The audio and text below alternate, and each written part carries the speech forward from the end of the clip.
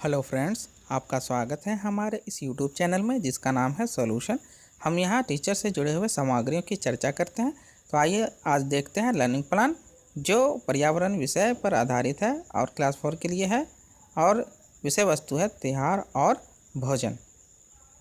सीखने की योजना का फॉर्मेट लेते हैं जिसमें शिक्षक शिक्षिका का नाम, कक्षा, क्लास, तिथि, विषय वस्तु लिख दिया जाता है।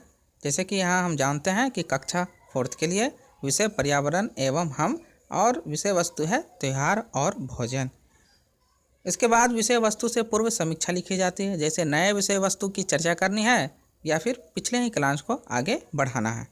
इसके बाद है यह विषय वस्तु इस कक्षा के पाठ्यक्रम से किस प्रकार से जुड़ा हुआ है या किस उद्देश्यों को पूरा करता है। तो जैसे यह विभिन्न पर्व त्यौहार की समझ विकसित करता है, त्यौहार के अवसर पर बनाए जाने वाले भोजन की समझ विकसित करता है, आयोजनों पर बनाए जाने वाले भोजन की समझ विकसित करता है, सामूहिक भोजन की परिपाटी की समझ विकसित करता है। तो बच्चों में ये महत्वपूर्ण उद्देश्य को समझाने के लिए यह विषय वस्तु है जिसमें विभिन्न प्रकार के भोजन पकवान के समझ बच्चों को देना है। इसके बाद यह विषय वस्तु शुरुआत के कक्षाओं के पाठ्यक्रम में भी शामिल है, जैसे 3.7 अर्थात वर्ग 3 के लिए 7वां अध्याय तरह तरह के भोजन से यह जुड़ा हुआ है। क्या मैंने इस विषय वस्तु का शिक्षण पहले किया है? अगर किया है तो हाँ, अगर नहीं किया है तो नहीं लिखेंगे। यह विषय वस्तु इस कक्षा के और किन किन विषयों से जुड़ा हुआ है और किन किन इकाइयों से जुड़ा हुआ है, जैसा कि यहाँ क्लास 4 में 12 लेसन में जुड़ा हुआ है। साथ ही बच्चों में इसकी थोड़ी बहुत समझ हो सकती है। इसके बाद विषय वस्तु का संक्षिप्त विवरण लिखते हैं, जैसे यह विषय वस्तु विभिन्न पर्व त्यौहार जैसे दीपावली, ईद, होली, क्रिसमस आदि की जानकारी बच्चों को देता है तथा उन दिवसों पर बनाए जाने वाले पकवानों की भी जानकारी बच्चों को देता है।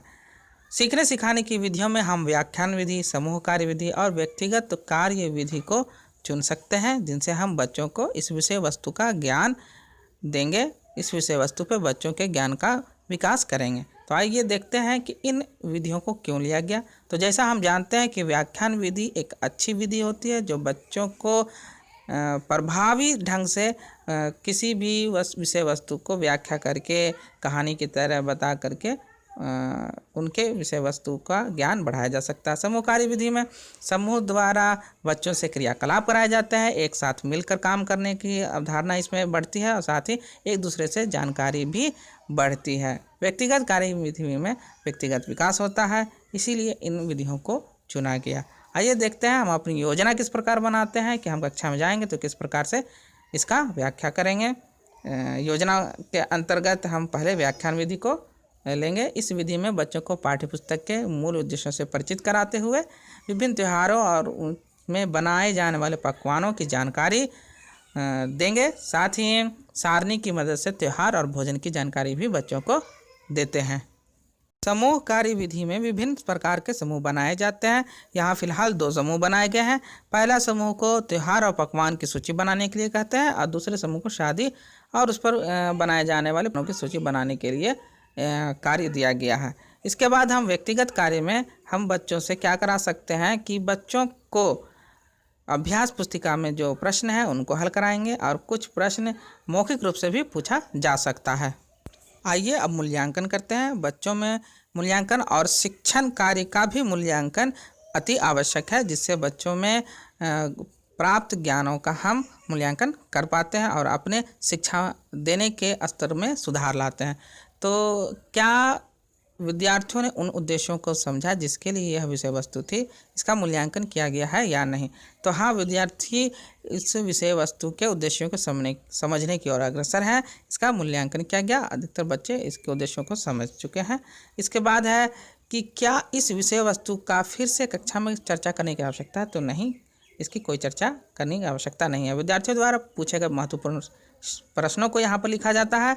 उसके बाद इन प्रश्नों को किस प्रकार हल किया गया, तो अधिक से अधिक बच्चों को ही इन प्रश्नों का हल करने का समय दिया जाना चाहिए।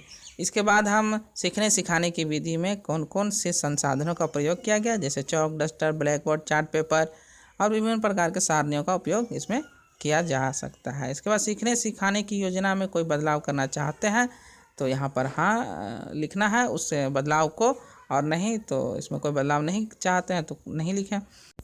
साथ ही अगर अपने मेंटर से किसी प्रश्न पर कोई दुविधा हो तो आप सलाह ले सकते हैं। अगर कोई अन्य टिप्पणी है तो यहाँ लिखें। इसी के साथ ही यह वीडियो समाप्त होता है। धन्यवाद।